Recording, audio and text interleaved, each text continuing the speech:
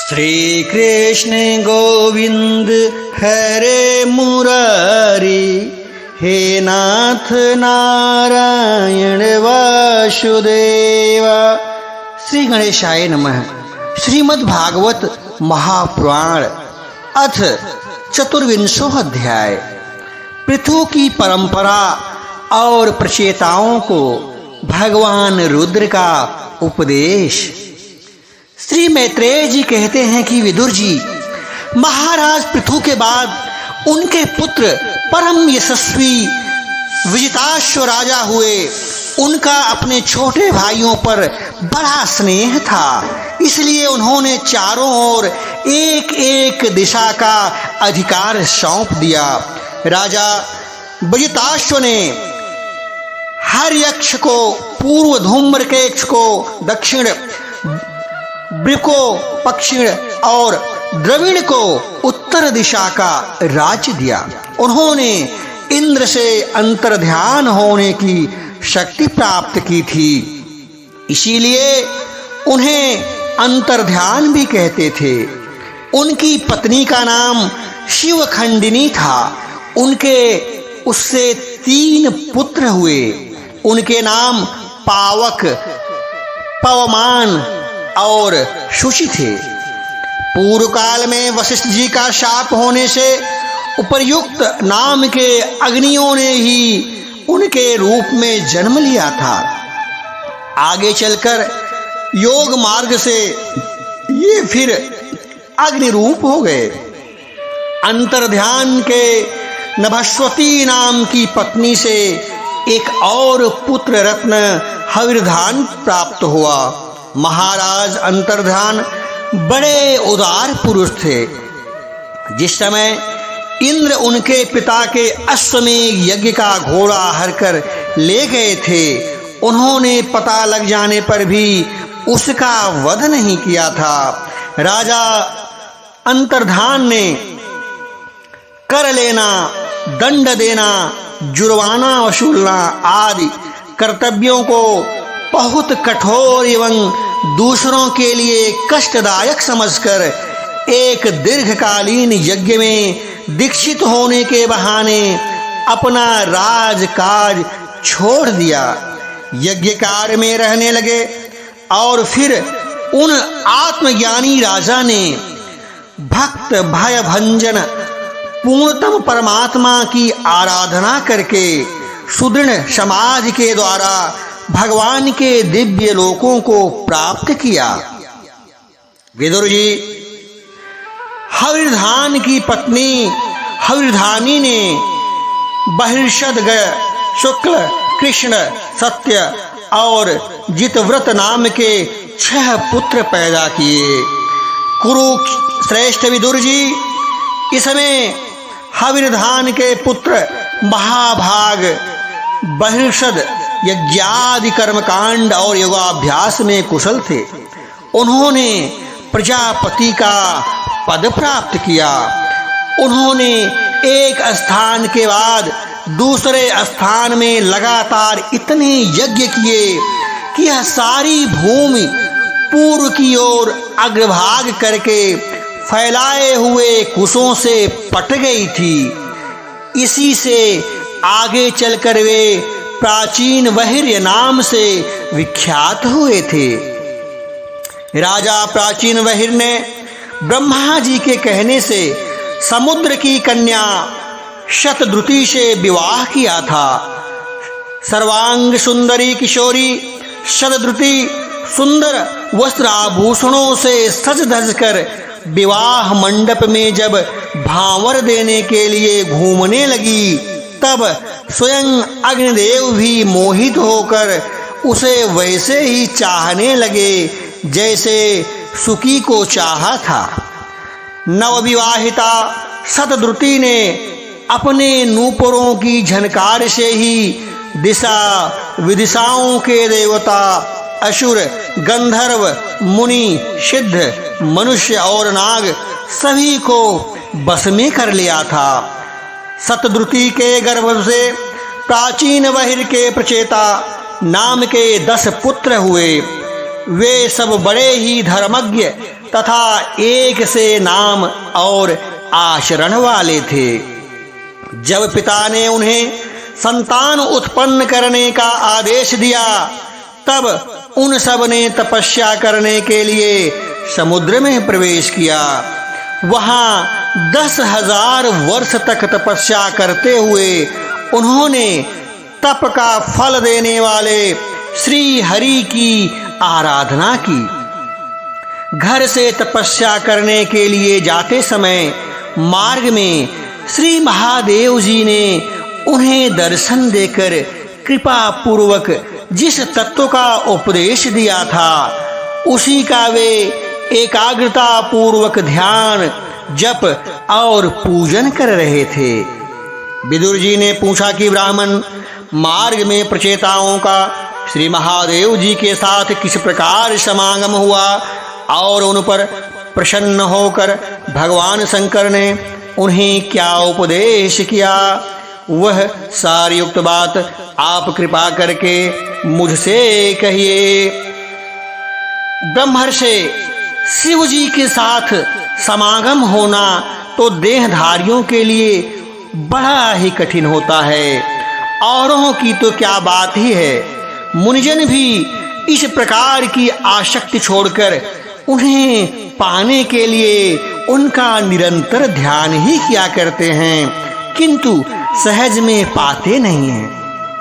यद्यपि भगवान शंकर आत्मा राम हैं, उन्हें अपने लिए न कुछ करना है न पाना, तो भी इस लोक सृष्टि की रक्षा के लिए वे अपनी घोर रूपा शक्ति शिवा के साथ सर्वत्र विचरते रहते हैं।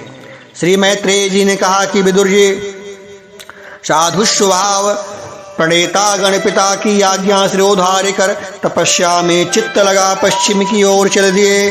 चलते चलते उन्होंने समुद्र के समान विशाल एक सरोवर देखा। वह महापुरुषों के चित्त के समान बड़ा ही स्वच्छ तथा उसमें रहने वाले मत्स्यादि जलजीव भी प्रसन्न जान पड़ते थे। उनमें नील कमल, लाल कमल, रात में, दिन में और सायंकाल में खिलने वाले कमल तथा इंद्रिवर आदि अन्य कई प्रकार के कमल सुशोभित थे। उसके तटों पर हंस, सारस, चकवा और कारंडव आदि जल पक्षी चहक रहे थे। उसके चारों ओर तरह तरह के वृक्ष और लताएं थी। उन पर मत वाले भौरे गूंज रहे थे। उनकी मधुर ध्वनि से हर्षित होकर मानो उन्हें रोमांच हो रहा था। कमल कोश के पराग पुंज वायु के झकोरों से चारों ओर उड़ रहे थे, मानो वहाँ कोई उत्सव हो रहा हो। वहाँ मृदंग, पणव आदि बाजों के साथ अनेकों दिव्य राग रागिनियों के क्रय में गायन की मधुर ध्वनि सुनकर उन राजकुमारों को बड़ा ही आश्चर्य हुआ। इतने में ही उन्होंने देखा कि देवाधिदेव महादेव भगवान शंकर अपने अनुचरों के सहित उस सरोवर से बाहर आ रहे हैं। उनका शरीर तपी हुई सुवर्णमय राशि के समान कांतिमान है, कंठ नील वर्ण है तथा 3 विशाल नेत्र हैं। वे अपने भक्तों पर अनुग्रह करने के लिए उद्यत हैं। अनेकों गंधर्व उनका सुयश गा रहे हैं। उनका सहसा दर्शन पाकर प्रचेताओं को बड़ा कौतूहल हुआ था। उन्होंने शंकर जी के चरणों में प्रणाम किया। तब शरणागत भयहारी धर्मोत्सल भगवान शंकर ने अपने दर्शन से प्रसन्न हुए उन धर्मज्ञ और शील संपन्न राजकुमारों से प्रसन्न होकर के कहा। श्री महादेव जी बोले, तुम लोग राजा प्राचीन वहिर के पुत्र हो, तुम्हारा कल्याण हो। तुम जो कुछ करना चाहते हो वह भी मुझे मालूम है। इस समय तुम लोगों पर कृपा करने के लिए ही मैंने तुम्हें इस प्रकार दर्शन दिया है। जो व्यक्ति अव्यक्त प्रकृति तथा जीव संज्ञक पुरुष इन दोनों के नियामक भगवान वासुदेव की साक्षात शरण लेता है, वह मुझे परम प्रिय है। अपने वर्णाश्रम का भली भांति पालन करने वाला पुरुष 100 जन्म के बाद ब्रह्मा के पद को प्राप्त होता है और इससे भी अधिक पूर्ण होने पर वह सीधा मुझे प्राप्त हो जाता है। परंतु जो भगवान का अनन्य भक्त है वह तो मृत्यु के बाद ही सीधे भगवान विष्णु के उस सर्व प्रचंडातीत परम पद को प्राप्त हो जाता है, जिसे रुद्र रूप में स्थित मैं तथा अन्य आधिकारिक देवता अपने अपने अधिकार की समाप्ति के बाद प्राप्त करेंगे। तुम लोग भगवत भक्त होने के नाते मुझे भगवान के समान ही प्यारे हो। इसी प्रकार भगवान के भक्तों को भी मुझसे बढ़कर और भी कोई प्रिय नहीं होता। अब मैं तुम्हें एक बड़ा ही पवित्र, मंगलमय और कल्याणकारी स्तोत्र सुनाता हूँ। इसका तुम लोग शुद्ध भाव से जप करना। श्री मैत्रेय जी कहते हैं कि तब नारायण परायण करुणा हृदय भगवान शिव ने अपने सामने हाथ जोड़े खड़े हुए उन राजपुत्रों को यह स्तोत्र सुनाया। भगवान रुद्र अस्तुत करने लगे। भगवान उनका उत्कर्ष उच्च कोटि के आत्मज्ञानियों के कल्याण के लिए, निजानंद लाभ के लिए, उससे मेरा भी कल्याण हो। आप सर्वदा अपने निरतिशयन परमानंद स्वरूप में ही स्थित रहें। ऐसे सर्वात्मक आत्मस्वरूप आपको नमस्कार है। आप पद्मनाभ समस्त लोकों के आदि कारण हैं। भूत सूक्ष्म तन्मात्र और इंद्रियों के नियंता, शांत एक रस और स्वयं प्रकाश वासुदेव चित्त के अधिष्ठाता भी आप ही हैं। आपको नमस्कार है। आप ही सूक्ष्म अव्यक्त अनंत और मुखाग्नि के द्वारा संपूर्ण लोकों का संहार करने वाले, अहंकार के अधिष्ठाता, संकर्षण तथा जगत के प्रकृति ज्ञान के उद्गम स्थान बुद्धि के अधिष्ठाता प्रद्युम्न हैं। आपको नमस्कार है। आप ही इंद्रियों के स्वामी, मनस्तसु के अधिष्ठाता भगवान अनिरुद्ध हैं। आपको बारंबार नमस्कार है। आप अपने तेज से जगत को व्याप्त करने वाले सूर्यदेव हैं। पूर्ण होने के कारण आप में वृद्धि और भय नहीं भी है, भय क्षय और भी तनिक भी नहीं है। आपको नमस्कार है। आप स्वर्ग और मोक्ष के द्वार पर निरंतर पवित्र हृदय में रहने वाले हैं। आपको नमस्कार है। आप ही स्वर्णमय रूप, वीर रूप से युक्त और चतुर्होम कर्म के साधन तथा विस्तार करने वाले अग्निदेव हैं। आपको नमस्कार है। आप पितर और देवताओं के पोषक सोम हैं तथा 3 वेदों के अधिष्ठाता हैं। हम आपको नमस्कार करते हैं। आप ही समस्त प्राणियों को तृप्त करने वाले सर्वरस जल रूप हैं। आपको नमस्कार है। आप समस्त प्राणियों के देह हैं। पृथ्वी और विराट स्वरूप तथा त्रिलोकी की रक्षा करने वाले मानसिक, इंद्रिय और शारीरिक शक्ति स्वरूप वायु प्राण हैं। आपको नमस्कार है। आप ही अपने गुण शब्द के द्वारा समस्त पदार्थों का ज्ञान कराने वाले तथा बाहर भीतर भेद करने वाले आकाश हैं तथा आप ही महान पुण्यों से प्राप्त होने वाले परम तेजोमय स्वर्ण वैकुंठ आदिलोक हैं। आपको पुनः पुनः नमस्कार है। आप पितृलोक की प्राप्ति कराने वाले प्रवृत्ति कर्म रूप और देवलोक की प्राप्ति के साधन निवृत्त कर्म रूप हैं तथा आप ही अधर्म के फल स्वरूप दुखदायक मृत्यु हैं। आपको नमस्कार है। नाथ, आप ही पुराण पुरुष तथा सांख्य और योग के अधीश्वर महाभगवान श्री कृष्ण हैं।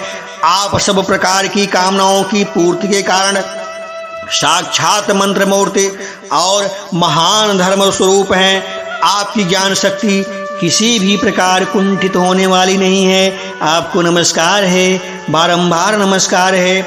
आप ही कर्ता, करण और कर्म तीनों शक्तियों के एकमात्र आश्रय हैं। आप ही अहंकार के अधिष्ठाता रुद्र हैं। आप ही ज्ञान और क्रिया स्वरूप तथा सबसे ही परा पश्यंती मध्यमा और वैखरी 4 प्रकार की वाणी की अभिव्यक्ति होती है। आपको नमस्कार है। प्रभु, हमें आपके दर्शनों की अभिलाषा है, अतः आपके भक्तजन जिनका पूजन करते हैं और जो आपके निजजनों को अत्यंत प्रिय है, अपने उस अनूप रूप की आप में झांकी कराइए। आपका वह रूप अपने गुणों से समस्त इंद्रियों को तृप्त करने वाला होता है। वह वर्षा कालीन में के समान स्निग्ध श्याम और संपूर्ण सौंदर्यों का सार सर्वस्व है।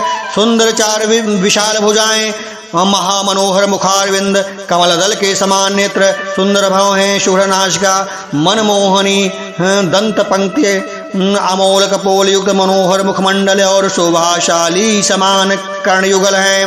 प्रीतिपूर्ण उन्मुक्त हास्य, तिरछी चितवन, काली काली घुंघराली अलकें, कमल कुसुम की केसर से समान फहराता हुआ पीतांबर, झिलमिलाते हुए कुंडल, चमचमाते हुए मुकुट, कंकण हार, नूपुर और मेखला आदि विचित्र आभूषण तथा शंख चक्र गदा पद्म बरमाना और कौस्तुभ मणि के कारण उनकी अपूर्व शोभा है।